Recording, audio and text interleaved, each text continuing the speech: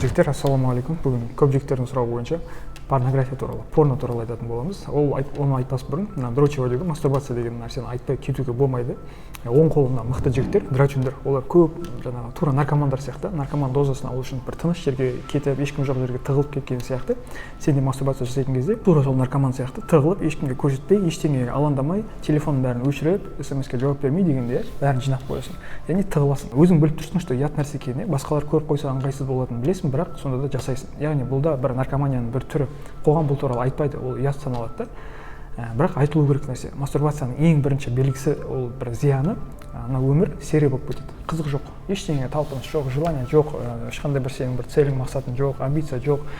Бір бәріне көне беретін терпелі боласың да, шыдайтын бәріне. Ақша алып ба, ничего табам кейін. Киімің жоқ па, ничего, сол киіммен жүре беремін. Яғни ең базовый нәрселердің өзі саған керек болмай, қызық болмай қалады. Кім жауап бере алады? Неге мастурбация ұят нәрсе? Егер сені біреу көріп қоятын болса, сен ұяласың. Бұны бәрі жасайды ол вроде. Онда не үшін ұяласың да? Өйткені сенің ұрығың, былай биологически тілмен айтқан кезде, ешкімге керексіз, не востребованный дейді ғой. Сен бір реальный табиғаттағыдай ұрғашын таппадың да, қыз таппадың. Яғни осындай себепті сен солай бір жасанды жолмен ұрық шығарып отырсың. Оқысың деген сөз ғой, неміс словом. Обоснуй, что я лохня. Екінші белгісі, сен көп мастурбация жасап, сосын конкретно қызға келгенде, или әйел алған кезде кейін саған қиын болады.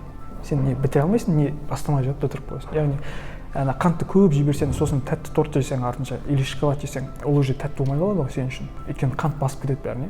Шынайы тәтті торттың дәмін сезбей қаласың. Тура сол сияқты сен де оң қолыңмен жаңағыдай көп жұмыс істеп үйреніп алып, сосын реальный тірлікке келген кезде сен не істейсің? Қызға келген кезде жаңағыдай айтады ғой, конкретно шабу керек кезде сен жаңағы реальный секстің дәмін сезбейсің. Қант жеп, сосын торт жеген сияқты, тура осы сияқты сен егер миыңда да керексіз пайдасы TikTok, Instagram, жаңағы керексіз бір пайдалы нәрселермен, арзан күлкі приколдармен соны толықтырып, миыңды толтыра беретін болсаң, сен реальный пайдалы ақпарат келген кезде, кітап оқу керек кезде, бір подкаст тыңдау керек кезде сен не істейсің? Тыңдай алмайсың. Өйткені саған ол қиын болады да. Сен реально арзан нәрсеге үйреніп қалғансың.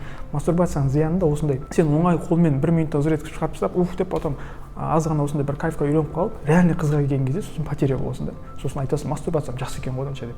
Өйткені қызды 1 минутта сен үйреніп қалғандай жаңа зреткізе алмайсың. Ал ол солай жасайтын болсаң, сенде ешқандай қызбен отношение болмайды деген сөз. Ал әйелің болса, онда ертең реальный проблемалар болады отбасында да. Яғни мастурбация деген тотальный, абсолютный, мына мен өмірден жеңілдім деген сөз ғой. Адамның тірлігі да. Бұл туралы көп нәрсе айтуға болады. Ол гормональный фонға әсері бар, сенің денеңнің физиология түріңнің өзгеруі, мінезіңнің өзгеруі. Яғни сен мастурбация жасап жүрген кезіңмен мүлдем ойша да, көзбен де, қолмен де, вообще воздержаниеде болған кезің, сен екеуің мүмкіндіктерің жер мен көктей болады. Мастурбацияны порно көріп отырып жасау, или көрмей отырып оймен жасау, ойсыз жасау, просто қолмен дегенде, бұның үшеуінің де әсері әртүрлі болады, айырмашылықтар бар. Бұл сен денеңе әсер етеді. Бұл кәдімгідей бір сабақ, сондықтан бұл бір видеоға мен бұны сыйдырып айтып тастай алмаймын.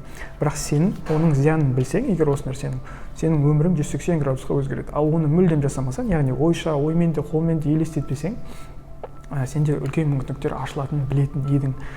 Бізге оны тек сыртқы жағдайын ғана айтады ғой, дінде оны харам дейді, медицинада біреу керек дейді, біреу зиян дейді, бірақ конкретно не зияны бар, не пайдасы бар, оны үстірт бетін ғана бізге айтады.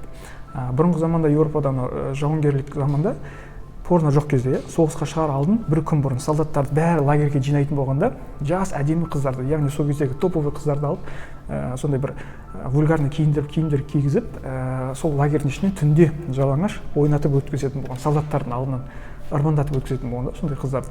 Ешқандай интим жоқ, просто жігіттерді қоздырып өтеді қыздар түнде.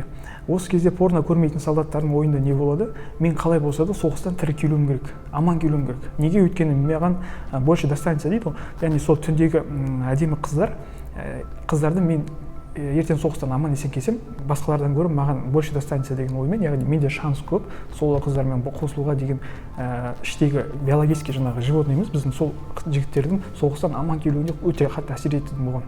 Яғни әр солдат жан-тәнімен соғысып до конца баратын болғанда, яғни сол замандағы ақылды адамдар осы адамның биологиясын, физиологиясын, психологиясын білгеннен кейін осындай қулық бір тактиканы қолданатын болғанда, оны бізге де қазір қолданып жатыр ғой, ақша табу үшін жаңағы неше түрлі порнографиялар түсіреді, потом көрсетеді, сен оны көресің, сен оның платный нелерін сатып аласың, сен оған зависимый отырып қаласың, көрмесең ауыратындай, сосын сен ақша төлейсің, в общем ақшаңды алады да сен, заодно сен денсаулығыңды құртады, ақылыңды құртады, сен болашақ өміріңді құртады. Вот қазіргі ақылды адамдардың осындай осылай өздеріне пайда болып жатыр, бірақ сен зиянын шегіп жатсың. Ал порноны көп көрген жігіттер ол по-любому мастурбация жасайды, яғни наркоман болады да. Бұл жерде енді кімнің ақылды, кімнің ақымақ екенін өзің біле берсең болады. Порноның зияны ол порнода сені айтады ғой, полный картинаны көресің да сен. Бүкіл денесің, то есть кино көресің да сен. Ал реальный өмірде сен қызды тек қана алдын көресің или артын көресің дегендей, бетін артын көресің, позаңа қарайды.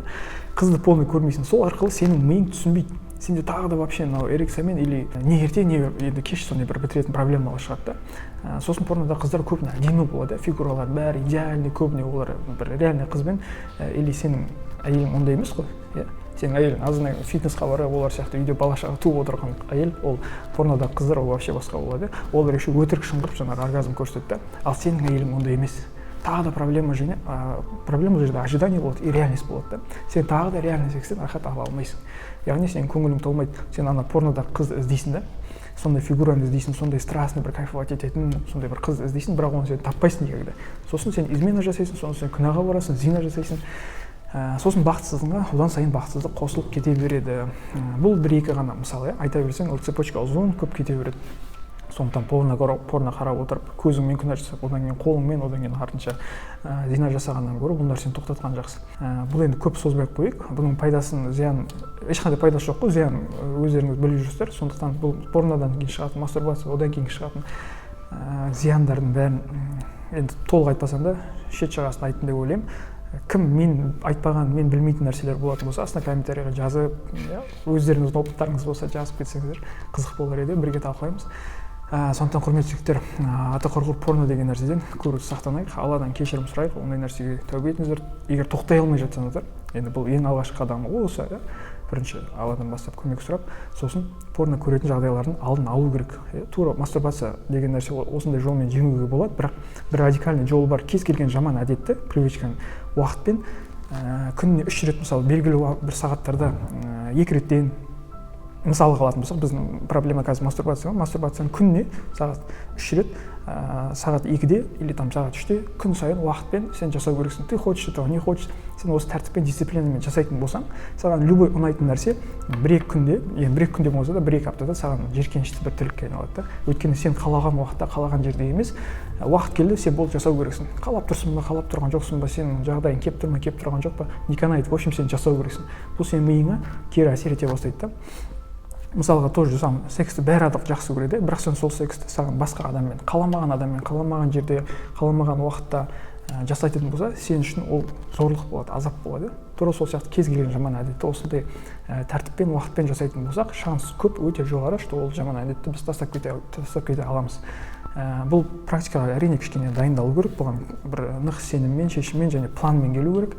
Бұған мен қазір айтты екен деп тура осылай істейтін болсаңдар, наоборот, кейде біреулер бұған үйреніп қалып, қайта мысалы темекіні осылай тастайын деп жүрген жігіттер темекіге одан сайын үйреніп қалып, наоборот болып кеткен жағдайларда болған. Сондықтан бұны кішкене ақылдасу керек жігіттер. Бұл шет жағасын айттық, бірақ осылай немен тәртіппен жасайтын болсақ, любой бізге зависимость, біздің тәуелділігімізді біз жеңіп тастай аламыз. Уақытпен, сағатпен, қаламаған жерде, қаламаған кезде жасау керек бұл үшін. Бүгін айтарға осы. Егер астына келісетін, келіспейтін жерлерің болса, жазып комментарийға айтсаңдар болады. Сосын бұл видеоны обязательно оң қол мықты жігіттеріңе, достарыңа жіберу керексіңдер, чтобы олар білу керек. Өйткені бұл ойнайтын нәрсе емес, өйткені бұл қазір бізге күлкілі болып кинода, бізге әдемі болып көрсеткенімен, прикол болып көрсеткенімен, бұл сенің денсаулығыңа, ертең өміріңе, тем более семейный өміріңе өте қатты әсер етеді.